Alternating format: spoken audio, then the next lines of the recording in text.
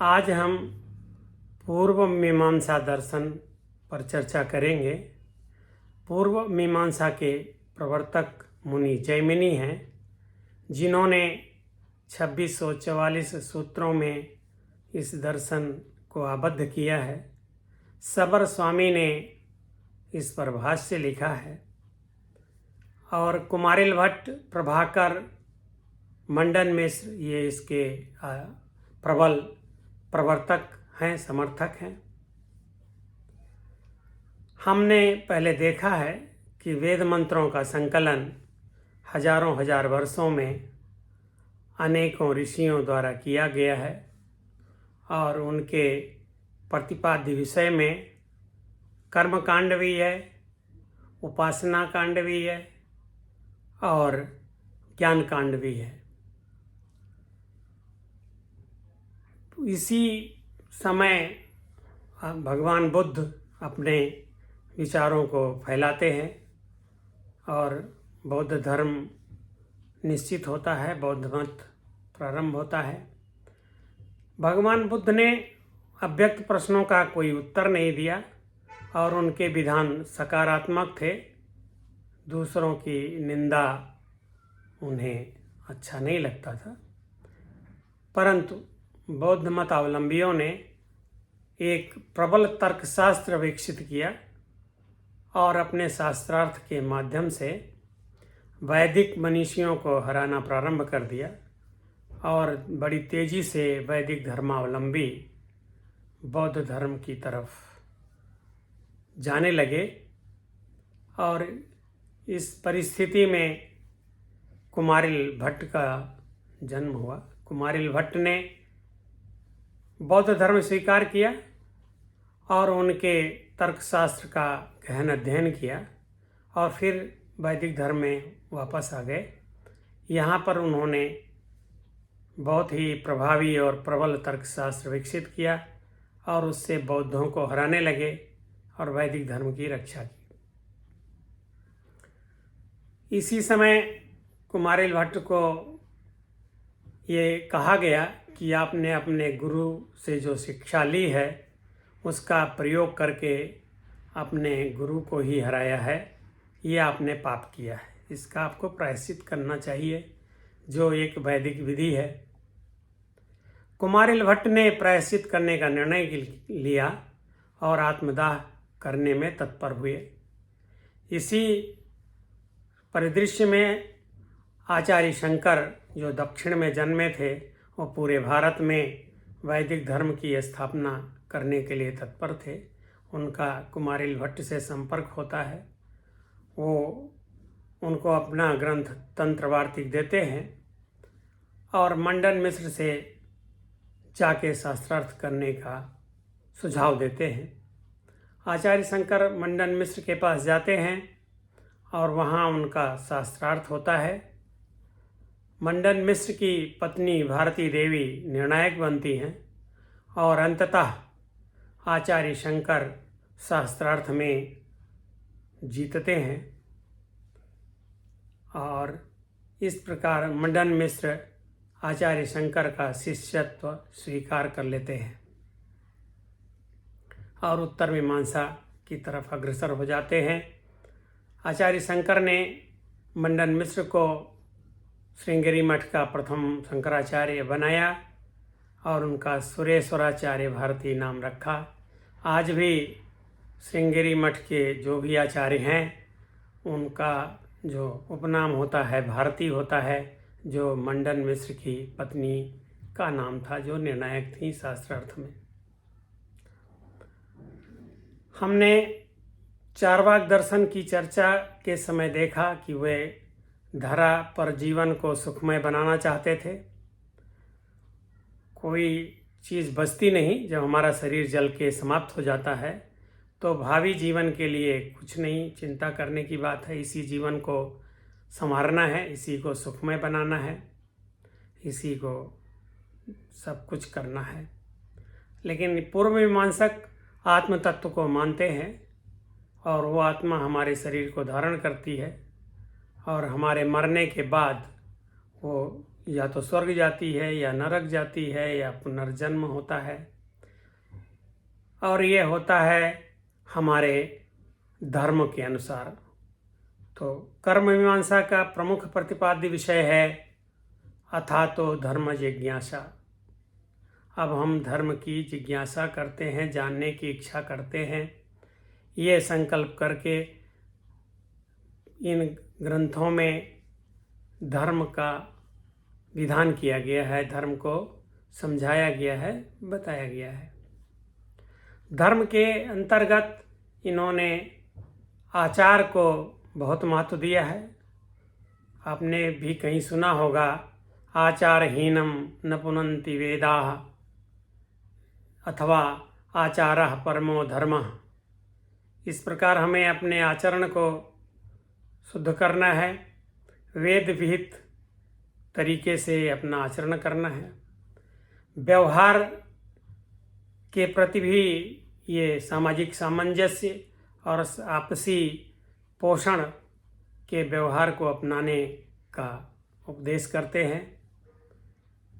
कर्म सिद्धांत इनका प्रबल है, जो कर्मकांड है उसका उपदेश देते हैं। इस प्रकार हम देखते हैं कि जो धर्म सूत्र थे जहाँ आचार व्यवहार की बात थी, और जो गृह्य सूत्र थे जहाँ गृहस्थ जीवन में कर्मकांडों की बात थी, उन दोनों को यहाँ पर सामंजस्य करते हैं। ये मिलाकर एक धर्म की स्थापना करते हैं जिसमें हमें अपने आचार विचार वेद विहित तरीके से करने हैं और अपने कर्म का संपादन, यज्ञों का संपादन जीवन यापन के अनुकूल करना है। वस्तुतः ये प्रवृत्त मार्गी गृहस्थों के लिए विहित धर्म है, जिसमें इन्होंने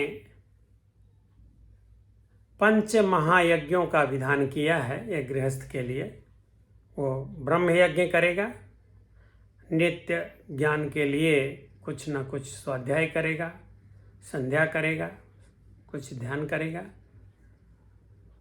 और देव यज्ञ करेगा।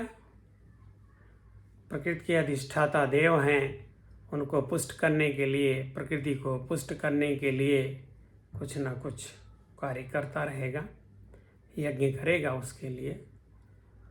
और पितृ यज्ञ है तीसरा यज्ञ, अपने पितरों के लिए, अपने माता पिता दादा दादी सास ससुर जो हमारे गुरु हैं, इन सब के प्रति हमारा उदार व्यवहार, उनको सेवा करना, उन्हें भोजन देना, ये सब भी यज्ञ में आता है, मनुष्य पितृयज्ञ में।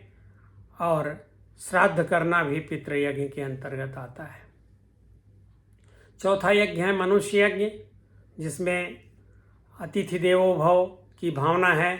यदि कोई अतिथि आता है तो उसको पहले भोजन देना है, उसके बाद स्वतः भोजन करना है।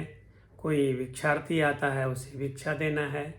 आजकल भी मनुष्य यज्ञ हम लोग करते रहते हैं, अतिथि को खिलाते हैं, नहीं तो भंडारा करते हैं, नहीं तो मंदिरों के सामने जाके कुछ किसी को खिलाते हैं, कोई अक्षय पात्र में दान करता है। ये मनुष्य यज्ञ है। और 5वां है भूत यज्ञ, जो हम शेष प्राणियों के लिए अपने खाद्य में से थोड़ा निकाल कर देते हैं। आपने देखा होगा कोई लोग छत पे कुछ अनाज के दाने चिड़िया के लिए छोड़ देते हैं, कोई चींटी को आटा देता है, कोई मछली को चावल के दाने फेंकता है। ये सब भूत यज्ञ में है। और इष्ट और पूर्त दो प्रकार के कर्म बताए गए हैं। पूर्त कर्मों में हम बाग लगाते हैं, कुआं खोदते हैं, लोगों के लिए जल पीने की व्यवस्था करते हैं, लोगों के लिए छाए की व्यवस्था करते हैं, उनके लिए सुविधा उपलब्ध कराते हैं। इस प्रकार के ये पंच यज्ञ के विधान पूर्व मीमांसा के हैं, जो जाने अनजाने आज भी लगभग सभी गृहस्थ करते हैं और करने का मन भी करता है। और ये हमको ये सामाजिक सामंजस्य भी हमें देते हैं, इस धरा के जीवन को सुखमय बनाते हैं, सामूहिक जीवन को। और मरने के बाद हमें अच्छे लोकों में ले जाते हैं, स्वर्ग में ले जाते हैं, या पुनर्जन्म भी होता है तो अच्छी परिस्थितियों में होता है। ये कर्म को 5 प्रकार का मानते हैं: नित्य कर्म, नैमित्तिक कर्म, काम्य कर्म, निषिद्ध कर्म और प्रायश्चित्त कर्म। तो नित्य कर्म जैसे हम नित्य स्नान करते हैं, शौच जाते हैं, मंजन करते हैं, इस प्रकार के कार्य। और नैमित्तिक कार्य जैसे मुंडन होने पर कर्मकांड करते हैं, सभी संस्कारों में कर्मकांड करते हैं, विशेष निमित्तों के कारण जो कर्म करते हैं उसे नैमित्तिक कर्म कहते हैं। नित्य और नैमित्तिक कर्मों का कोई फल नहीं होता, कोई इनका बंधन नहीं बनता। काम्य कर्म अपना फल अवश्य देते हैं। काम्य कर्म अर्थात किसी कामना से जो कर्म किए जाते हैं, जैसे आपने पुत्रेष्टि यज्ञ किया तो उसमें पुत्र की प्राप्ति के लिए किया, या स्वर्ग कामो यजेत की भावना से स्वर्ग के लिए यज्ञ किया। तो इस प्रकार नाना प्रकार की कामनाओं से जो हम कर्म करते हैं वो कर्म अपना फल अवश्य देते हैं। ये कर्म हम आज करते हैं, फल हमें तुरंत मिलता है या कुछ दिनों के बाद मिलता है या कुछ वर्षों के बाद मिलता है या कई जन्मों के बाद मिलता है, लेकिन फल अवश्य ही देता है। कर्म अपना फल अवश्य ही देता है, यही है कर्मफल का सिद्धांत। और ये जो बीच का अंतराल है, इसमें कर्म कैसे बना रहता है उसके लिए इन्होंने अपूर्व का विधान किया है। अपूर्व एक शब्द है, अपूर्व, वो कर्म की शक्ति है जो कर्म करने से पैदा होती है और वो जब तक फल नहीं दे देती तब तक विद्यमान रहती है सूक्ष्म रूप से। और बाद में कई जगह इसी को भाग्य भी लोग कह देते हैं। भाग्य अपूर्व ही है जो कर्मों से उत्पन्न होती है। जो हम कर्म करते हैं अगर वो तुरंत फल नहीं देता है तो अपूर्व उत्पत्ति होती है और अपूर्व अपना फल देकर ही समाप्त होता है। यही कर्म बंधन का सिद्धांत है। जो आप कर्म करेंगे उसका फल आपको अवश्य मिलेगा। और निषिद्ध कर्म करने से आप पाप कर्म करेंगे तो आपको नरक में जाना पड़ेगा या पूरा जो अगला जन्म है वो नीची योनियों में हो जाएगा। आप कोई जीव जंतु बन सकते हैं, कोई पशु पक्षी बन सकते हैं। इस प्रकार के विधान है। इसलिए निषिद्ध कर्म बिल्कुल नहीं करना है। और गलतीवश यदि कोई कर्म ऐसा हो जाए तो उसके लिए प्रायश्चित्त कर्म है कि आप प्रायश्चित करते हैं तो आप पाप मुक्त हो जाते हैं और आप पुनः निर्मल हो जाते हैं और अच्छे लोकों में जाने के लिए आप शुद्ध हो जाते हैं। इस प्रकार ये कर्म सिद्धांत बनाया है। अब इन्होंने वेद के विरोधाभासों के लिए जो शास्त्रार्थ होते थे उसके लिए जो तर्कशास्त्र विकसित किया है, उसमें शब्द, उसके अर्थ, शब्दार्थ, पद, वाक्य, इन सब की इतनी गहन और विशद विवेचना की है कि व्याकरण शास्त्रियों से भी कहीं कहीं आगे निकल गए हैं। बहुत ही गहन व्याख्या की है और इसमें शब्द को नित्य मानते हैं।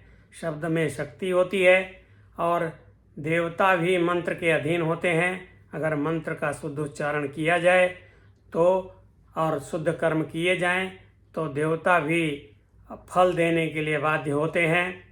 इन्होंने मंत्रों के अधीन देवता को कर दिया। इतना इनका शब्द शास्त्र इतना प्रबल है।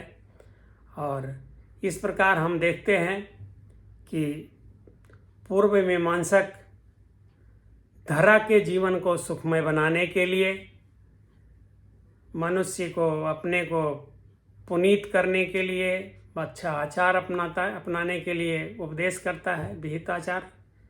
और समाज में सामंजस्य बिठाने के लिए, सामाजिक व्यवस्था को सुधारने के लिए, सबका जीवन सुखमय बनाने के लिए पंचयज्ञों का विधान करता है और भावी जीवन को जो स्वर्ग में या पुनर्जन्म में होगा उसको सुधारने का विचार करता है, विधान करता है।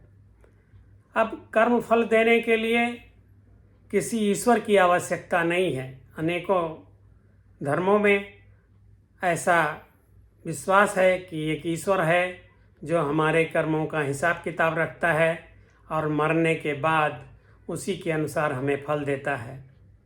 ये पूर्व मीमांसक पूरी तरह से निकाल देते हैं और कर्म में ही वो शक्ति है जो अपना फल देती है, पूर्व नाम की शक्ति। इसलिए ईश्वर की मानव जीवन में कोई आवश्यकता नहीं है।